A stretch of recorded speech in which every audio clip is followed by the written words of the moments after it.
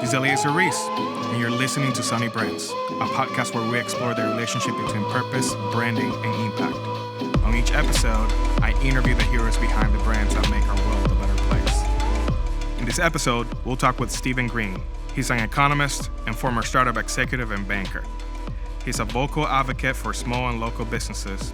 In 2015, Stephen founded Pitch Black, a pitch competition that provides a platform for Black entrepreneurs to connect with startup ecosystems across the country.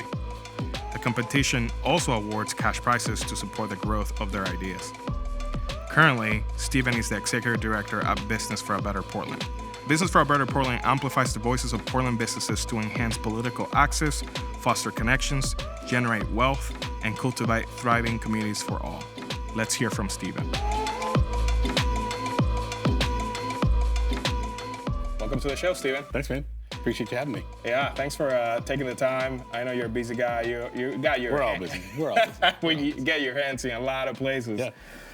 I'm excited to talk to you today, just because I think I've known you. Like, I actually had a conversation with you maybe in the last 6 months. Yeah. And I think what has been so encouraging to see, and as someone who's trying to take cues from people who are like making a difference, I'm observing how they're doing that. Right. And I think what I would love to take out of this conversation today is kind of like give people an inside peek into like how are you thinking about community engagement and like, and what is the thing that you're trying to bring into the world? So other people just like me are trying to borrow and be like, man, that's so simple, but like I can tell how that's making a difference. Right. And with you, it has been observing how you are such a connector.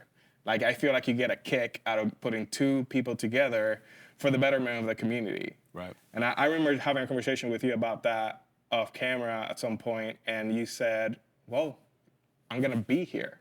Right, I'm not going anywhere. So like, it's in my best interest to bring these people together for the betterment of the community.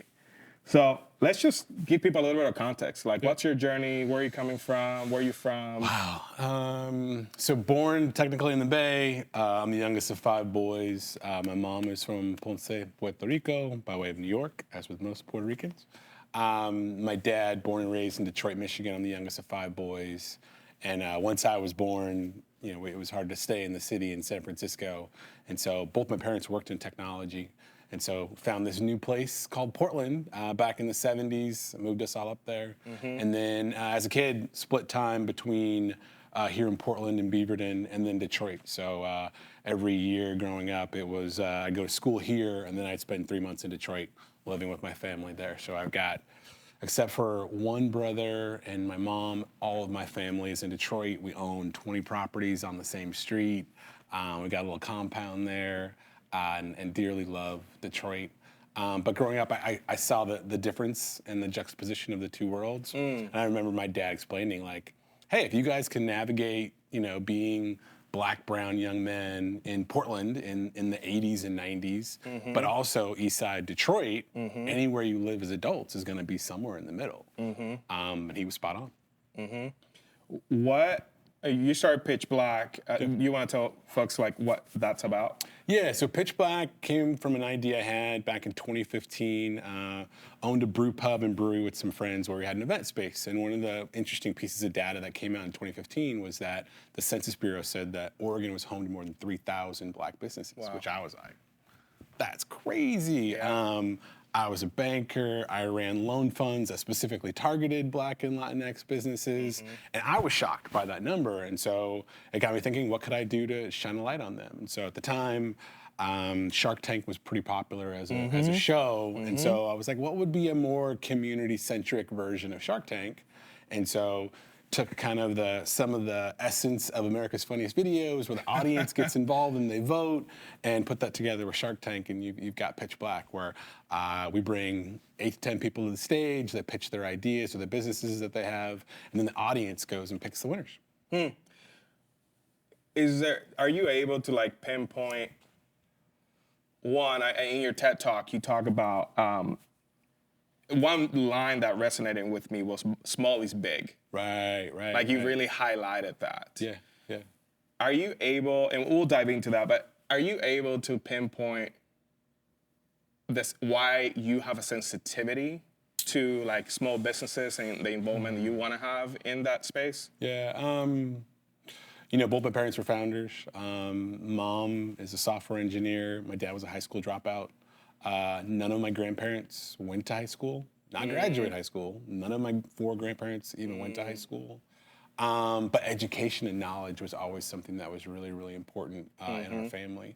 And so, you know, innately seeing my parents start businesses and run businesses as a kid and helping out with those, I think it's a pretty natural transition to go and think about, you know, running something myself. And something my dad used to say to us as kids was like, there's 2 kinds of people in this world, those that sign the back of the check and those that sign the front, right? And what he was really talking about was the difference between owning something and not owning something.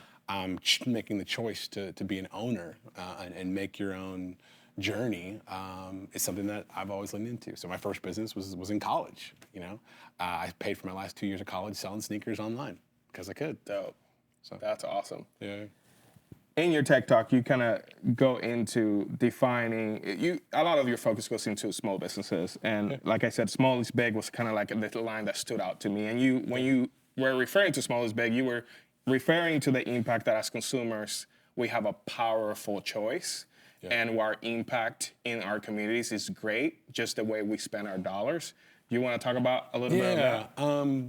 What I was trying to articulate is I think as adults and as we especially over the last 5-10 years where we've really glamorized startups and running businesses, it gives us this perception that the idea of doing something big or raising money or being in Inc. magazine, that's the journey and that's where you want to get to. But when you actually go and break down like the 100 richest people in Oregon or the 100 richest people in the United States, they're mainly running companies that you've never heard of. They're making toilet paper, they're making ketchup. Wow. They're doing all these things that at Stanford Business School, they're not thinking about innovating around toilet paper, right? Right. But these people are running, you know, multi-billion-dollar companies. Wild. We've got 24 Americans here in the United States that are billionaires that never went to college, right? And so when you go and you dig into the data shows us that it's actually not these large companies that are really pushing and behind the backdrop of our economy, especially in a state like Oregon. It's small businesses. So 90% of the businesses in Oregon have less than 20 employees. 99% have less than 10 employees. And so, you know, really the numbers is what's the big thing that's happening is small businesses, is these small things that are happening outside of the limelight of Fast Company or Inc. magazine. So jumping back into Pitch Black. Yeah. What is the problem that you're trying to solve there? So one of the things I was trying to think about with Pitch Black was after 20 years working in financial capital, the reality is that money prolongs the inevitable if you don't have the social capital, right? And so for so many founders, they think, well, I didn't get enough likes to my post, or I didn't raise money, and they equate that to validation or invalidation of their idea. Makes sense. Versus, no, I've got a really strong hypothesis. I'm going to play this out, and I'm going to be really, really insanely focused on my customer and the barriers that they face, and what's the price that they're willing to pay, and what are the things that really come into play for why they would do a transaction with me. That's not glamorous stuff, right? And so part of Pitch Black is like, we've got a lot of people. We've got now more than 6,000 Black entrepreneurs, according to the Census Bureau in Oregon. What if we put them on a stage to tell their story, where most of them, what's holding them back isn't financial capital, it's social capital. It's that they don't know you know, they don't know Camille Tremor. They don't know me and someone that can help them understand the different value they could get out of their banking relationship with Bank A versus Bank B. And so what happens if when we put them on a stage and they're able to tell their story, and it goes from my girlfriend, partner, grandma liking this idea to that person that I've never met before was blown away by something I put together at my kitchen table. Like, what? And I think that's oftentimes the motivation that people need. And it's not the money, and it's great that we've been able to donate, you know, more than $500,000 over the years through the event. But ultimately, it's not about the money. It's about the connections and the people and the confidence that people get coming out of it. That's fascinating, especially coming from an economist.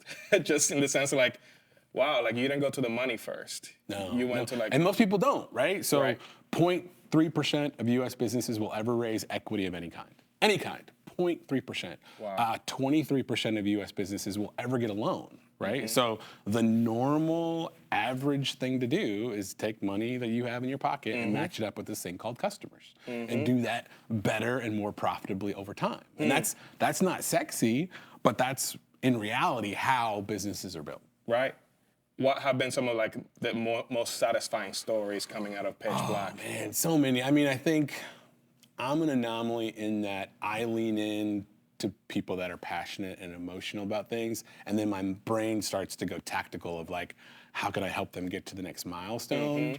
And I'm not the one that, if you've already got the plane at 35,000 feet, I'm excited about that. I'm like, okay, how can we get, you've got no wheels right now? All right, before we even work on the wings, let's get you a couple wheels. And so, you know, when I think about the stories, it's generally not big dollar amounts. In my TikTok, I talk about a guy that was homeless, and he was a construction worker, and his dream was to come back to Portland where he was born and raised. And I was able to do a $20,000 loan, like not a big dollar amount in the grand scheme of things. But that was the difference between him living in his van in Nevada and being able to come back and show his face in the place where he grew up and start his business. And now he's got a multi-million-dollar business in construction that he does here. Our first winner for Pitch Black was a gentleman named Tyrone Poole. And when I met him, I was his banker back in the day.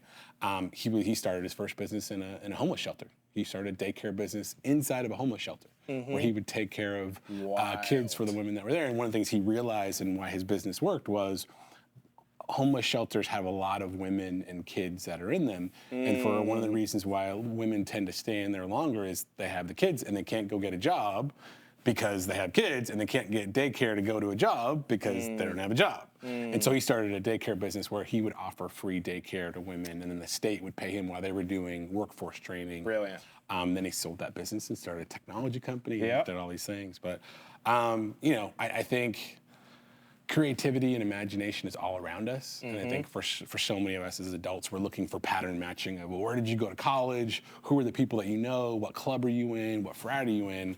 Versus, you know, taking people that are generally outside of that pattern matching and being like, wow, like you were in prison for 10 years. You had to navigate and be creative and imagine very different things that most people haven't gone up with. There's something to that can be leveraged as a founder in building a business. Yeah. What going back to your small is big, what is the connection that you see between the consumer? What power do we have as consumers in the way that we can support a small business? Yeah, so I mean the numbers really bear out, like it's not investors that are gonna come and save the day. It's not even gonna be banks, right? It's gonna be the individual choices that we make every day. So in Portland, people that live in the city of Portland will spend $7.3 million today on food. Just on food, right? Now that's not new money, that's money that we're already gonna spend. Right. Now imagine if we went and said, hey, every Thursday, spend that in Old Town, right? Or every Sunday, spend that with women-owned businesses, right? That money that's already a sunk cost that's going to be spent no matter what, just redirecting it has a huge, huge impact on how we can support businesses. And that's that's small, from the individual investments that people are making, but it can have a huge outsized impact. I think one of the things that I'm trying to study with everybody that I'm talking to is really trying to help the listener integrate responsible business practices into their business, regardless of what they're doing. Yeah. And and help them realize that you don't have to be enormous or big and have the big dollars in order to make a difference. You can just show up and find small ways in which you can make an impact. Yeah. What's your point of view and the role that small businesses have to bring about change? I mean, one, small businesses are the identity of our cities, right? Like you don't go on a date at Target. You go on you take someone to a special place. That's generally going to be a local place, right? When your friends visit from out of town, you're not taking them to Costco, you're taking them to dead stock, right? Yeah, So yeah. there's these unique places where they are the points in our life that cement relationships that we have, not only in the city, but also with the people that we know and love in our lives. And so that's an outsized value that they play in every city.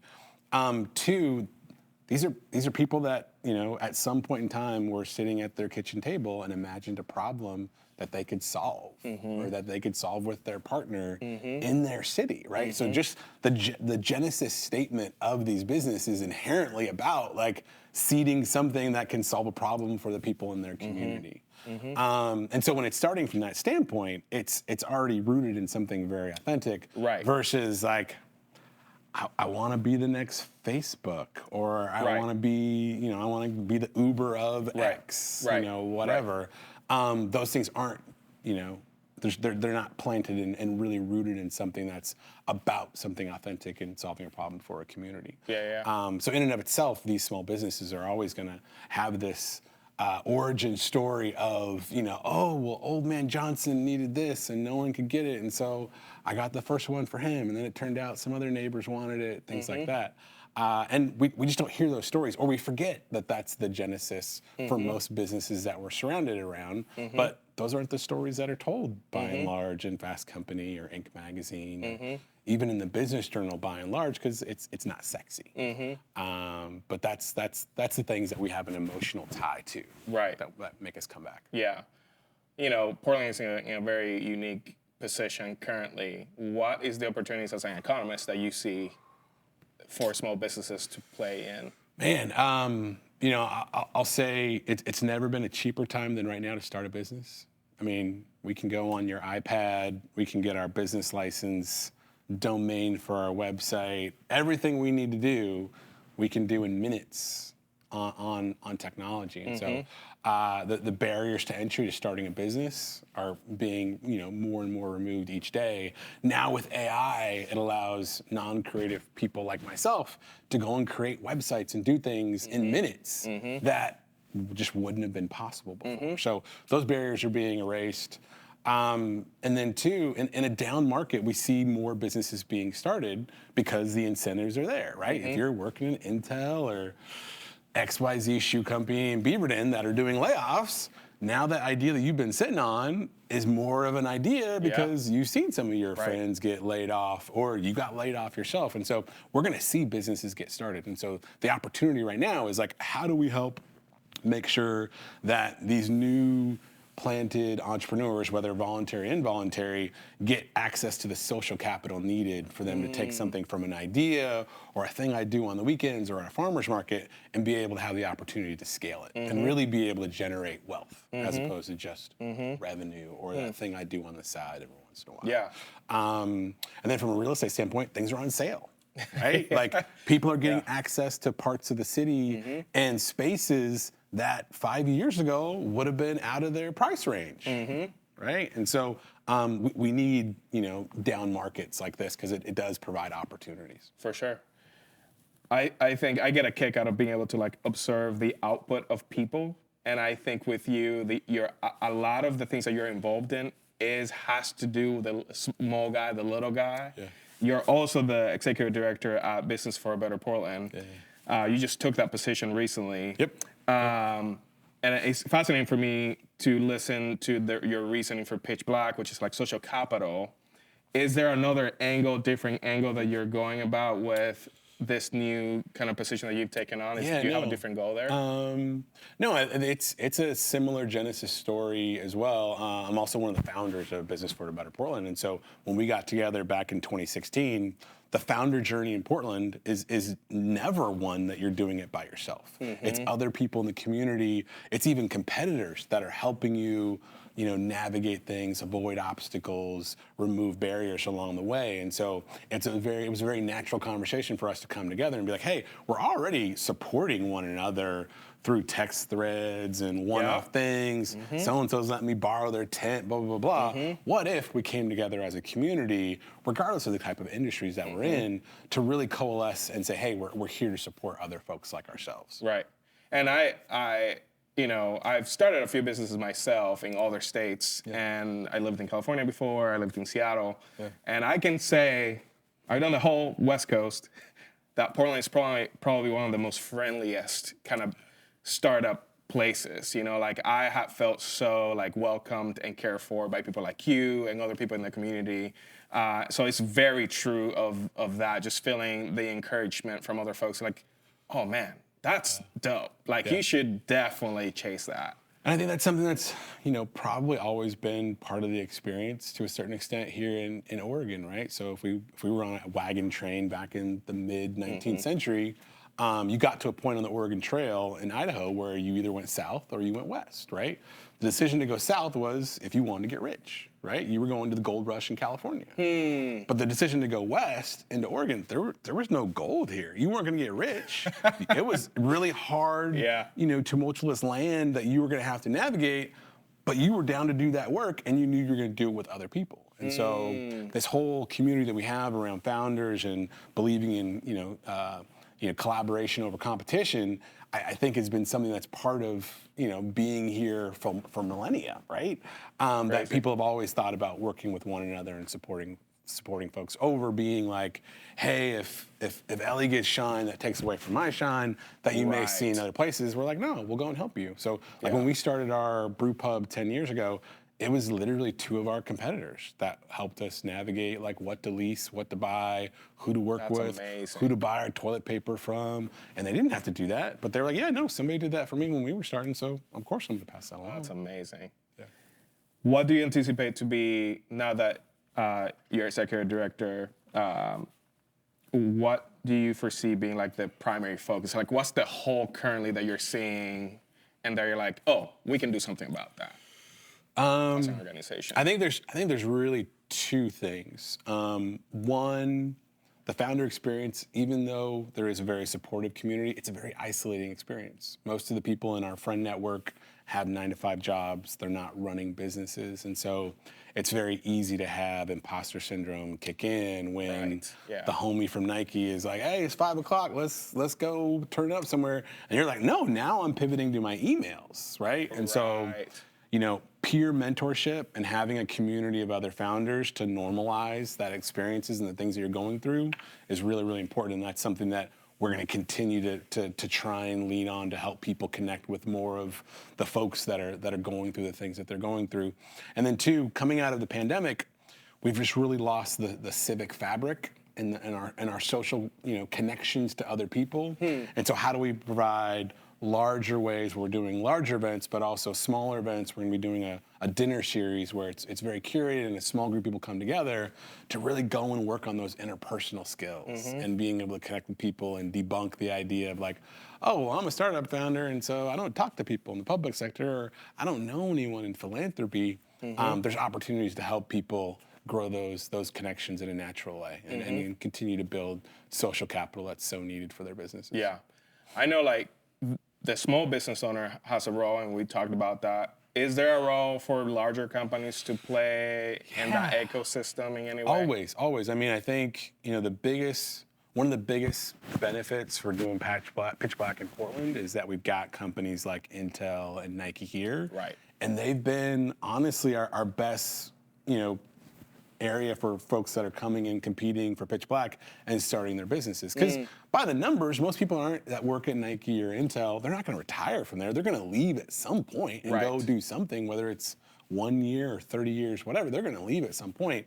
And so for people to go and be, have Intel or Nike be the reason that they got to Portland, but then at some point in time choose to bet on themselves and start their own business, like that's where I'm like, hey, cool. Let's go and get you to be that person signing the front of the check after learning so much, signing the back of the check. Yeah. And so that's, we've got to have the larger companies that are here because they do bring talent here. The other thing is like having close proximity to these larger companies, it's oftentimes the examples of what to do, but also the examples of what not to do, right? And so when you see a big company doing something and it's like, all right, either I can go inside that company and change things, but it's the Titanic and that's gonna take a long time, or I can start something myself and do the thing that I know they'll probably never do because of their size and scale. And so you've gotta have both. You've gotta have both. It's not an either or. What are some of the kind of like things that you've noticed that small business owners kind of like don't really think about when it comes to starting a business? Are there any business like missed opportunities that are like actually low-hanging fruits, but you don't see people taking advantage of those? I mean, there's money to be made everywhere, right? And like as a banker, I like one of the realities is like sometimes people get bored making a profit, right? Yeah. Because they want to be a bigger profit. Sure. Where I see the big disconnect is the difference between people working in the business versus working on the business, right? And so with the pandemic, Black and brown businesses were the ones most likely to close. And one of the reasons was they're the ones most likely to be disconnected from the digital divide, right? Gotcha. So least likely to have websites, least likely to be leveraging social media. And so I think one of the big opportunities is how do you take amazing brand that's at a farmer's market and says, oh, I don't have time to do social media, and then help them understand you don't have time not to be doing social media. And you can have access to all these customers around the country, right? Instead of just the people that are showing up at the farmer's market in Milwaukee or downtown or wherever they're currently doing it. And that's the big aha moment for a lot of businesses is like, oh, okay, this is really all about customers. And one way I reach customers is in person doing these farmers markets. But there's this thing called the World Wide Web. Yeah. Where somebody in Austin could be buying the bracelet or the hat that I sell or whatever. Like that's a game changer. Right. Right? And that's how we build resiliency and also help companies start to scale is when they can start to take advantage of those kind of things. And I think I've noticed this as well. At Notion, we do something that we currently call Design in Color, and it's a program where we donate branding and websites to typically micro businesses, these folks that are on the markets, doing their little shops there, and 100% of everybody I talk to there, they're like, their next step is e-commerce. Right. You know, like I'm tired of showing up to these markets. Like they take a lot of energy and that sort of thing. And e-commerce is a different beast. I also let them know you're switching the kind of work you want to be doing. E-commerce is a lot of work, but we've noticing how a couple of learnings from just what I observed from working with folks in micro business space is even if they don't end up like taking full advantage of the e-commerce and the brands and the photography that we do. It looks beautiful. Like we were very proud of the work that we're doing. But even if they don't, what I've noticed is it gives them a moral like push. Like it increases their morale. Like, wow, someone believed in me enough to like donate this work for me to get ahead. And I've noticed that some folks, we donated the work and they don't necessarily like get on it immediately, but it moves them sometimes to the next thing. So like, oh, maybe that didn't work, but I'm really energized by this thing that happened here that I think I can make it to the next one. Totally. And I think perspective is so important in all of this, right? And I think one of the key pieces of becoming a founder is you got to be smart enough to know something's a good idea, but dumb enough not to say no. Because if you know too much, you'll talk yourself out and be like, why would I go leave this great job at whatever company where I'm making money every 2 weeks to go and lose money and like put my house at risk because I'm going to get a home equity loan to fund it. Like you've got to be a little off and there's got to be uncertainty there. Yeah. And so with that being a key ingredient, how do you get those opportunities along the path of being a founder to build up someone's perspective? And that's one of the nice things about doing Pitch Black. And the reason why we started doing it in other cities was so we could help people in Portland build social capital and gain perspective in another city. Because for a lot of businesses, they're like, yeah, I'm crushing it, but no one in Seattle would buy my stuff. No one in San Francisco would ever buy my stuff. It's just here.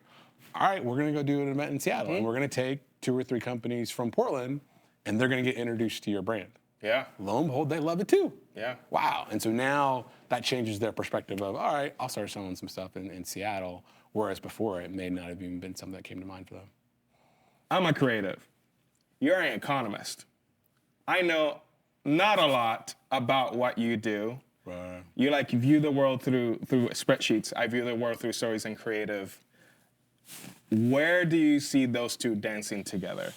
Yeah. So, I mean, having a degree in economics means I love my spreadsheets. Yeah. Also, I seek to always quantify things, right? Yes. So the world makes sense to me when I can break it down into numbers and ratios and identify patterns, right? And understand something that's the difference between a median or the average, right? Yes. Those are two very different things. And also understand when something's an outlier versus, oh no, that's a really key piece of what's happening here. No, it's really just an outlier. Don't pay too much attention to it. The magical world of where I hope to continue to lean more is I'm not a creative, but I have an imagination. And the reality is that stories are the things that really matter, right? If I just have the data without the story, without the why, without the emotional context, it's not going to get anywhere. There was an interview with James Earl Jones, famous actor, Darth Vader, all sorts of things. And the interviewer asked him after it was a sports movie that he was doing. They were like, "Oh, you're a big guy. Why didn't you do sports?" And he was like, "Of course I never did sports." And they were like, "Well, why?" And he was like, "There's nothing bigger than stories. Like everything else in the world dissipates over time. Stories get bigger." He's like, "Why would I want to do stories? You forget about what somebody's batting average was." And so, stories is really the thing. And so at the end of the day, Pitch Black is stories. And it's great that we get to donate money here and there, but what really motivates people moving forward is they're telling themselves a new story about themselves. They're telling themselves a new story about the city that they live in and the role that Black businesses play in that city that they didn't know before they came in there, right? And if I would just, lead with the data or leave someone with just the data needs context. Totally. Right? But stories can exist by themselves because they make you feel. Yeah. And so, your work coming in contact with my work and coming together, that's where the magic really happens, right? Where I can help quantify things, but you can make people cry, right? You can give it an emotion that I'll never be able to do. And so I think that's the driving goal for how we continue to expand and make new opportunities for Pitch Black is leaning more into story. We've got over 100 alumni around the country that are doing amazing things. They've raised over $50 million for their businesses. Wow. They've done TED Talks. They've been on Oprah's favorite things. They've done all these cool things. Those are the stories that matter. Yeah. Right? And so how do we continue to talk about those and share those with people in different communities so that they can change the stories they tell themselves about the community they live in? What are some of the tips that you would give somebody when they're like pitching? Like even if they're, you can give that as an example for Pitch Black or just in general. I'm sure you watch a lot of pitches. I do watch a lot of pitches. Know who you're pitching to, right? So when we were fundraising for a startup here in town at Kids Co., we raised $8 million for our Series A. We had different pitches for different people that we're pitching to, right? So it all starts with knowing your audience, knowing who's going to be in the room, where they're coming from, and how they're going to be taking in the information that you have. I was talking to you a little bit about this earlier. I think a key ingredient when you're on a stage is to be authentic. Yeah. We may not know the data and be able to parse that in our minds about what you're talking about. We may not be able to relate to how you draw something or how you put together sculpture, but we innately know when someone's being authentic or when they're not, right? And so the thing I'm always going to tell people before you get on a stage, before you try and get someone to buy in, make sure you're being authentic and understand how you can show up as your authentic self, and then take advantage of the other tools and tricks and strategies that come into doing a pitch. But if you're not authentic, you're going to be dead on arrival. When we do Pitch Black, we don't let people have reading cards. We don't have a prompter. Reading off of a teleprompter saps your energy, right? We all know when someone's reading something. Totally. Right? Yeah. And so, people have to memorize their talk, right? Wow. And that takes a lot of work. Yeah. And how long are the pitches? So each one is 5 minutes. And people get 10 slides or less. They don't get to use any music. They can't use any props. And there's no teleprompter, right? And some people are like, oh, I really want the teleprompter. And it's like, but the teleprompter gets in the way of us getting to know you. Right. And so, all right, we're gonna use some things so when you do get on the stage, you're gonna be prepared. Practice doesn't make perfect; it makes permanent, right? And so, how do you practice something so much that you can take whatever the feelings you have that day with you onto the stage and still be able to crush it? But it's not about, did I get all 946 words correct, right? It's, was I authentic? Did I know my pitch that so well that I brought it with me and unpacked it how I wanted to unpack it on that day? Totally. Awesome. Yeah. Man, we talked about like digital divide, marketing, like the storytelling, all of that boiled up into some beautiful, awesome result for small business owners. Yeah. What would be the kind of like the motivating, inspiring message you will have for someone who's like in the middle of the grind, like today? Like, what is one thing that you can give them as a way to like, man, keep going?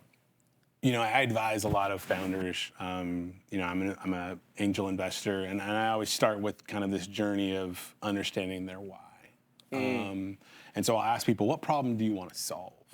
Right? What's the thing that keeps you up, this problem that you're really trying to solve? Because if I can get someone to commit to solving a problem, it doesn't matter if they're the CEO or the janitor or not getting any articles written about them. And so I think the thing that I always come back to that motivates me as a founder is like, man, let me get back in touch with my why, because I'm feeling some kind of way because Ellie's got these great Instagram posts and like my business just isn't where his business is. And that's where those kind of things set in. But always come back to your why and like what your motivation is.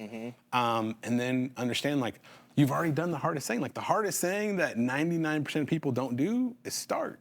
Right? So like you are already ahead of all these folks, because how often do you see a product on TV and you're like, man, I had that idea 5 years ago. You didn't move forward with it, right? There's a lot of other people that had that idea. Yeah. But I have felt like that plenty of times watching Shark Tank. Right.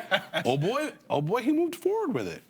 Some of the most like, and that's the thing that people was don't like do. Such a like simple, and it's like, oh yeah, I'll give you 500,000. I'm like, it's toilet paper.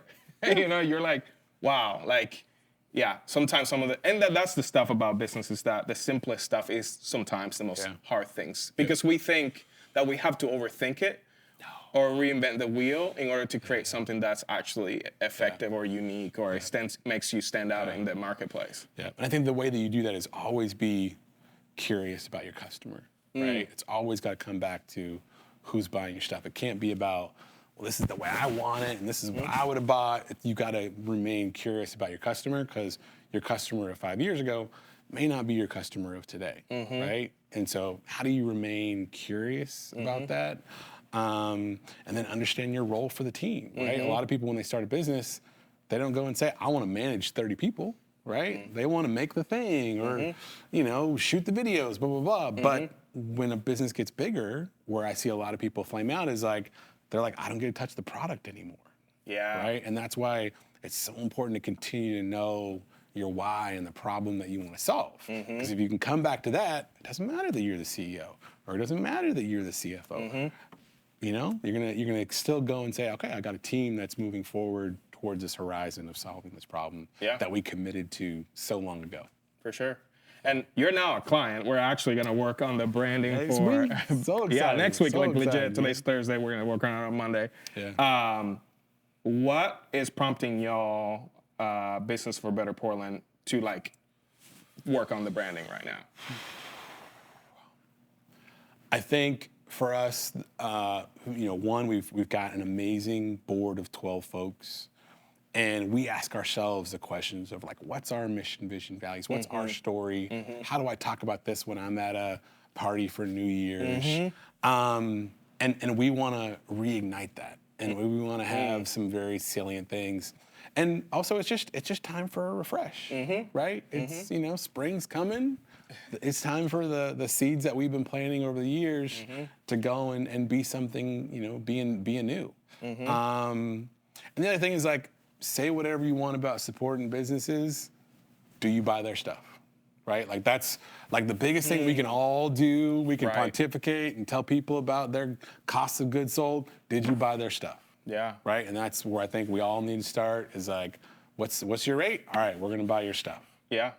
And so I think that's part of our contribution back to the community is like, we're going to go buy stuff from our own people. We can't go and talk about how important local businesses are and then go and get some company from LA to do our rebrand. That's going back to that small is corny big to me. You know? Yeah, that's super, that'd be silly. That it removes our ability to be authentic moving forward if we're going and doing that. And I think that's one of the things I see so often, like in the public sector and other places where folks are like, oh, we care about small business.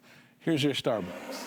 Right? And it's like, man, you had to pass like 3 or 4 locally owned spots Starbucks, but to go and get that, right? Yeah. So, you know, if I can't trust you to do the small things of supporting local businesses, I can't trust you with the big things. Small is big. That's how just keep doing it. I mean, change really happens grains of sand over time, right? And like grains of sand over time is also how you get mountains, right? But you don't get a mountain from the jump. It's grains of sand that when you look back, man, that made a mountain, right? And that's how change ultimately really happens, right? And that may not be how we, you know, first engage with a business. We may only see, oh man, they were on Shark Tank or they just hit $1 billion, but you don't see the 15-year journey leading up to that or how they almost went out of business 4 times, right? And so, you know, how do you get involved early on in the journey? And that's the stuff that excites me is like, maybe this makes it and becomes Facebook. Maybe it doesn't. But this is going to be a hell of a story. Yeah, for sure. And how do we get more people excited about doing that journey, even if their company only is around for 3 months or 3 years or whatever? That's still, there's so many takeaways from being a boss, running a business and taking a plan, putting it out into the world. The courage that is needed for that is, you know, we need more people doing that. And so it's exciting to see happen. Our oldest she started a business during COVID. 14 years old, and it was a natural idea for her. She's like, I got time in my hands, I'm gonna start a business. And here she is 4 years later. She's got partners in Japan and she's selling stuff all over. Yeah, it's wild. Whoa. It's wild. But like, that's again goes back to my earlier point of like, it's cheaper now than ever to be able to start a business. And so of course kids are gonna be able to go and do that. And you know, the next generation's always watching, right? And so they see the moves that we're doing. So. Awesome. Well, that's a great way to end this conversation. Thank you for having taking the time. Small is big, folks. There you go. Let's get it. Keep going. Hey, thanks for watching. OutNotion is a B Corp and award-winning branding agency. We help responsible brands launch. If you're curious about how we can help you, you can check out our website, outnotion.com, and see for yourself. Thanks.